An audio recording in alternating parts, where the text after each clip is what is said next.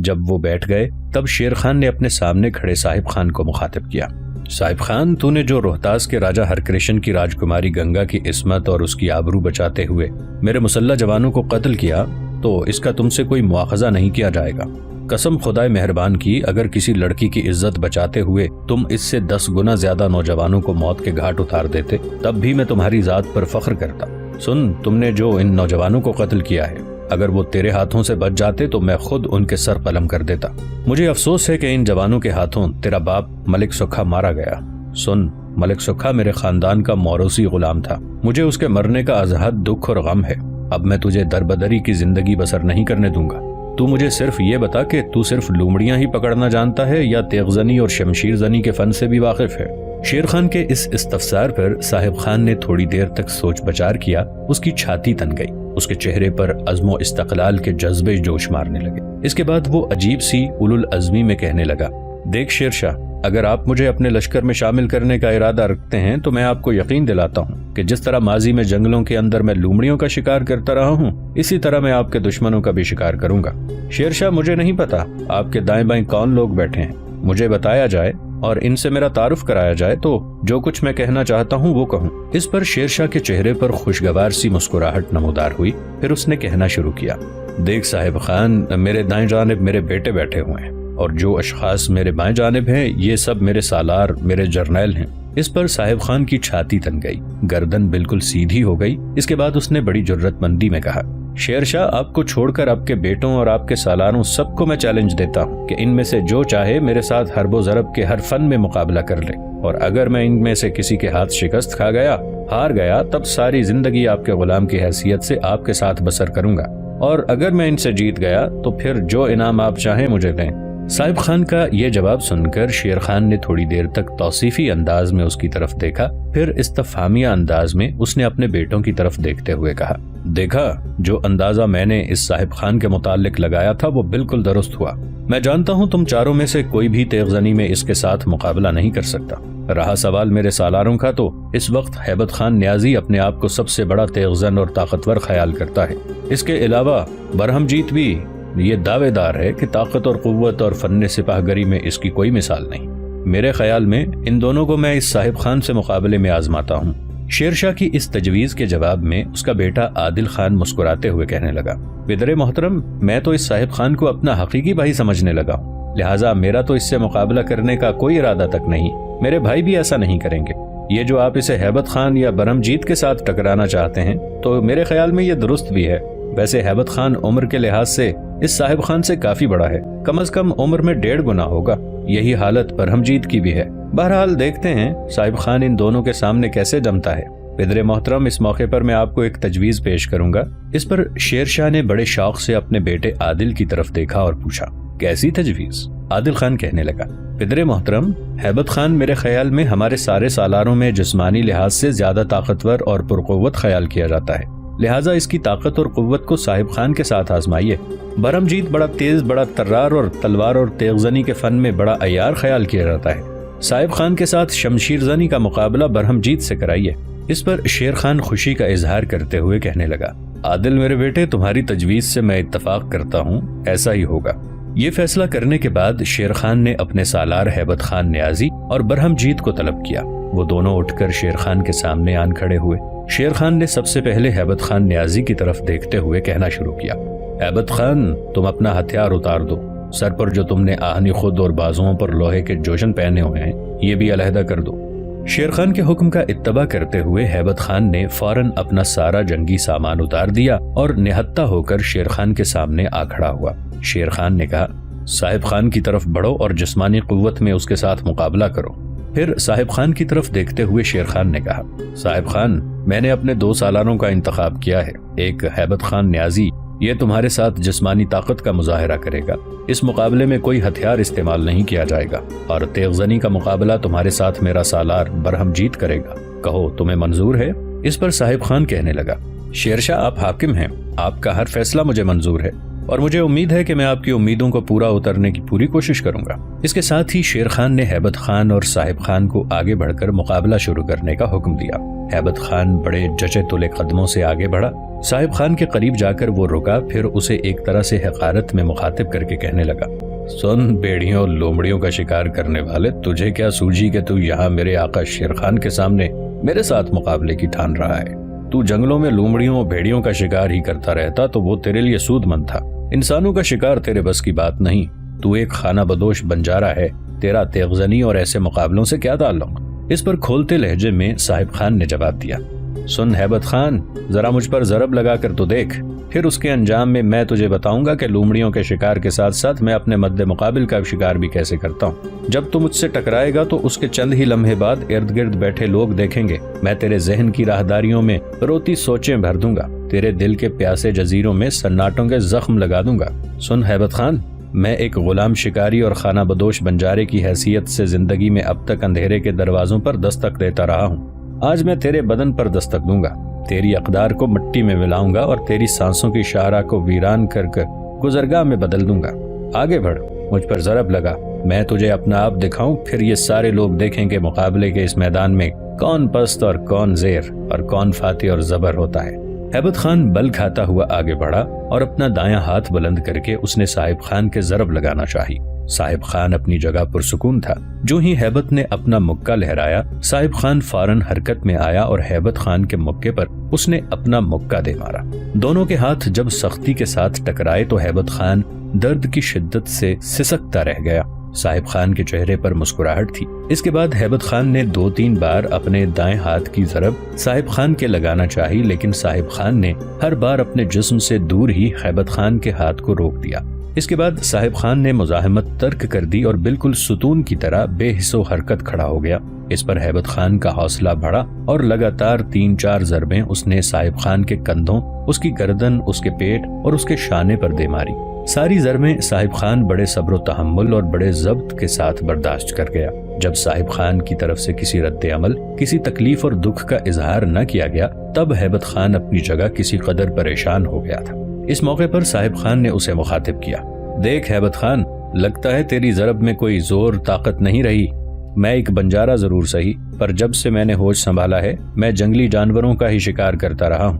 ہیبت خان، تیرے نام کو سامنے رکھتے ہوئے میں نے یہ اندازہ لگایا تھا کہ تو جنگلی درندوں کی طرح مجھ پر حملہ آور ہوگا اور مجھے تیرے سامنے اپنا دفاع کرنا مشکل ہو جائے گا، لیکن تو میرے سامنے بھیڑ بکری ثابت ہوا۔ تو نے مجھے 4-5 گھونسے مارے، لیکن تو نے دیکھا میں نے کس قسم کی تکلیف یا اذیت کا اظہار نہیں کیا۔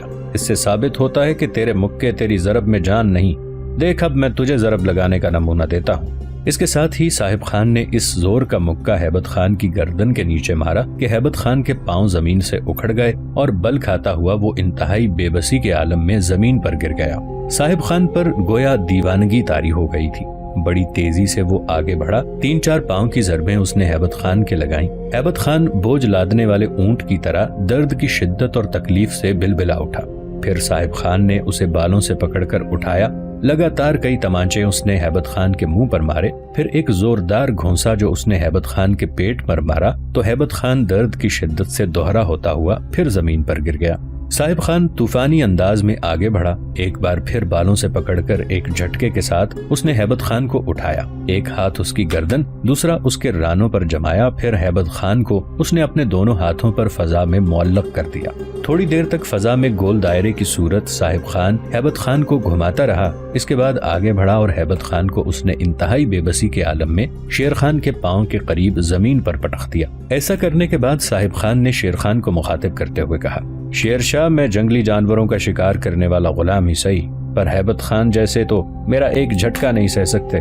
یہ ہیبت خان مقابلہ کرنے کے لیے جب میدان میں اترا تھا تو اس کے نام کے حوالے سے میں خوف زدہ تھا کہ اس کے سامنے مجھے اپنا دفاع کرنا مشکل ہو جائے گا، لیکن یہ تو بالکل مٹی اور موم ثابت ہوا۔ میں نے اس کے کئی ضربیں لگائیں، لیکن اس ظالم نے اپنا دفاع تک نہ کیا۔ نہ جانے یہ کیسا ہیبت خان ہے، اس کی ضرب میں نہ ولولہ طاقت اور نہ قوت ہے۔ صاحب خان کی یہ گفتگو سن کر شیر شاہ اپنی جگہ پر بیٹھا، تھوڑی دیر تک مسکراتا رہا، ساتھ ہی ساتھ بڑے شفیقانہ انداز میں وہ صاحب خان کی طرف دیکھتا رہا۔ پھر اس نے بڑی نرمی، بڑی شفقت اور بڑی مہربانی میں صاحب خان کو مخاطب کر کے کہنا شروع کیا، صاحب خان، میرا یہ سالار ہیبت خان بڑی قوت اور طاقت کا مالک ہے، لیکن میں دیکھتا ہوں تیرے سامنے یہ بالکل بکری ہو کے رہ گیا ہے۔ اس سے میں یہ اندازہ لگانے میں کامیاب ہوا ہوں کہ صاحب خان تو ہیبت خانوں کا بھی ہیبت خان ہے۔ تو نے ہیبت خان کو زیر اور مغلوب کر کے یہ ثابت کر دیا ہے کہ تو عظیم ہے۔ قسم خدائے وحدہ لا شریک کی، ہیبت خان کو زیر کر کے تو نے اپنے آپ کو اس قابل بنا دیا ہے کہ تجھے لشکروں کا سالار اعلیٰ مقرر کیا جائے۔ جواب میں صاحب خان نے کہا، شیر شاہ، میں آپ کے ان الفاظ کا شکریہ ادا کرتا ہوں۔ ابھی تو مقابلہ آدھا ہی ہوا ہے۔ ہیبت خان کے ساتھ تو میرا مقابلہ بغیر ہتھیار کے تھا۔ اب میں آپ کے دوسرے جرنیل برہم جیت کے میدان میں اترنے کا انتظار کروں گا، جس کے ساتھ میرا تیغ زنی کا مقابلہ ہونا ہے۔ صاحب خان کے ان الفاظ پر شیر خان نے اپنے سالار برہم جیت کو بلایا۔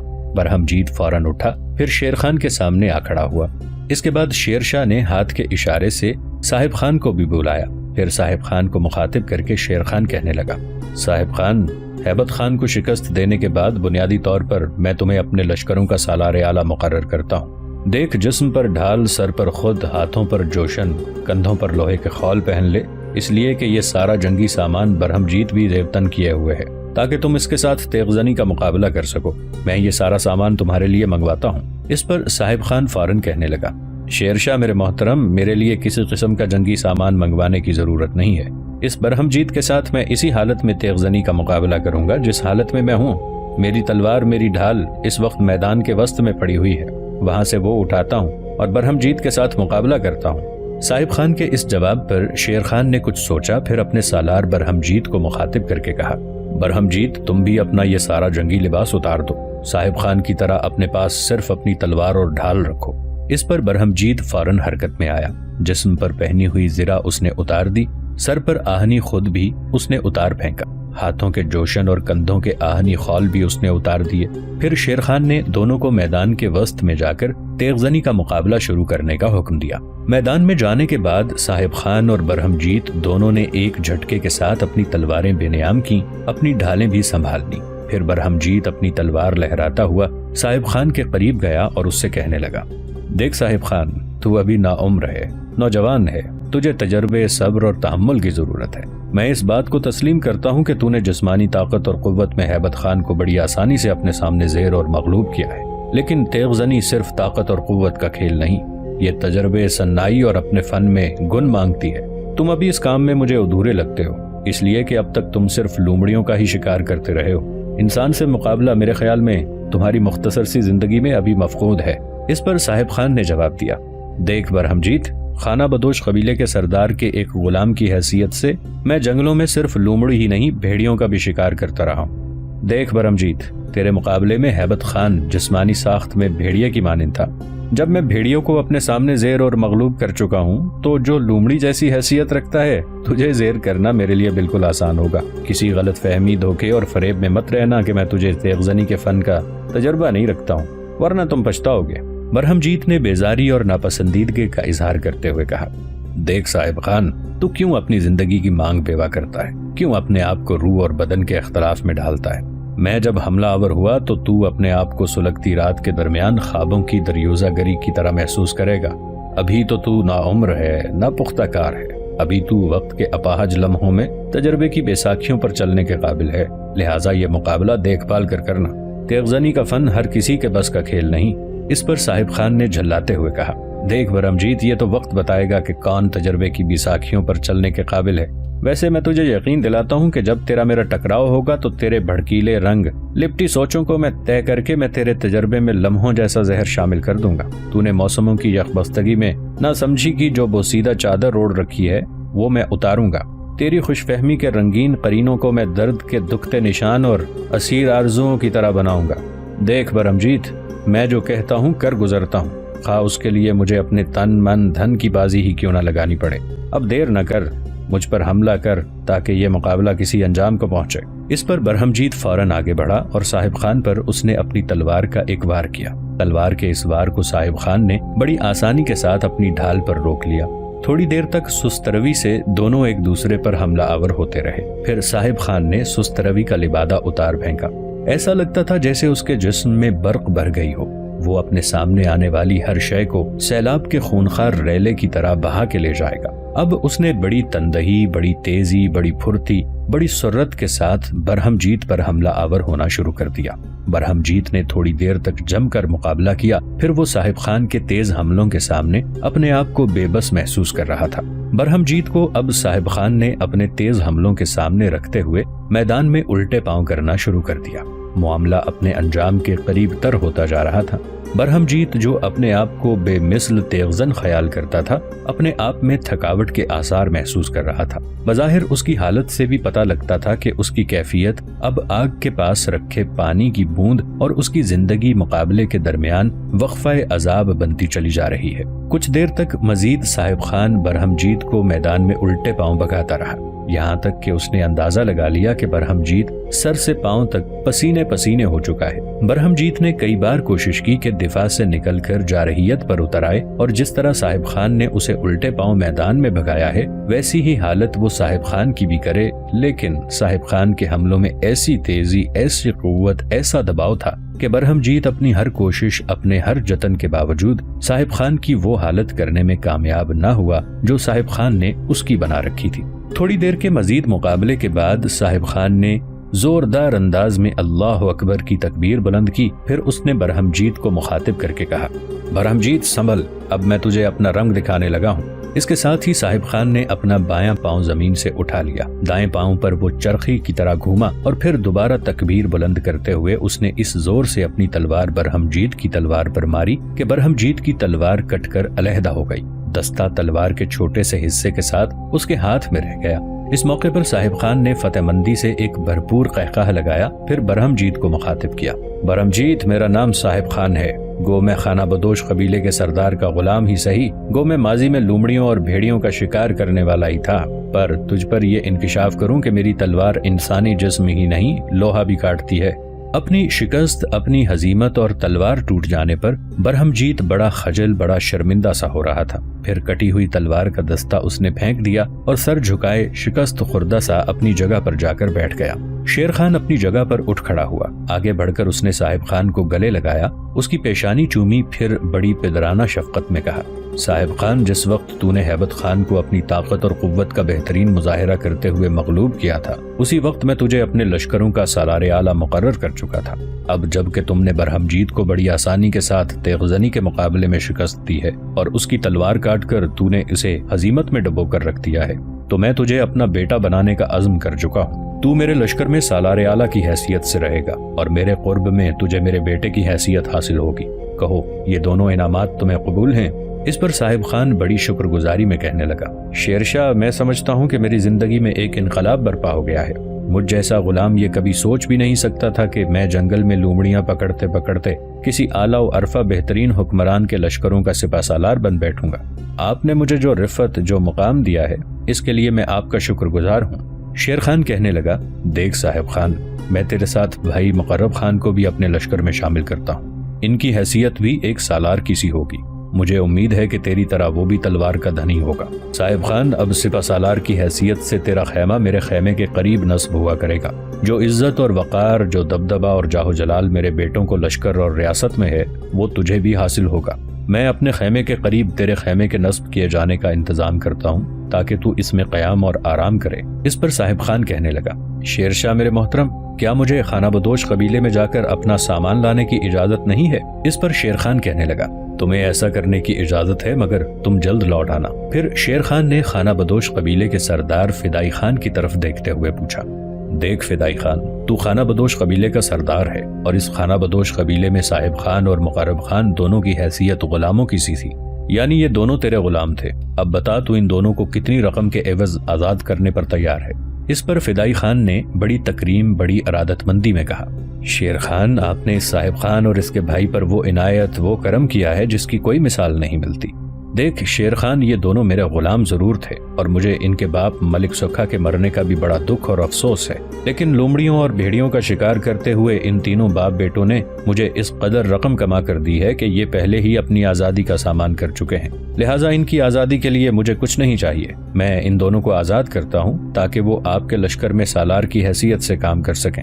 اس پر شیر شاہ نے فدائی خان کا شکریہ ادا کیا، پھر صاحب خان، مقرب خان اور فدائی خان پیچھے ہٹ گئے۔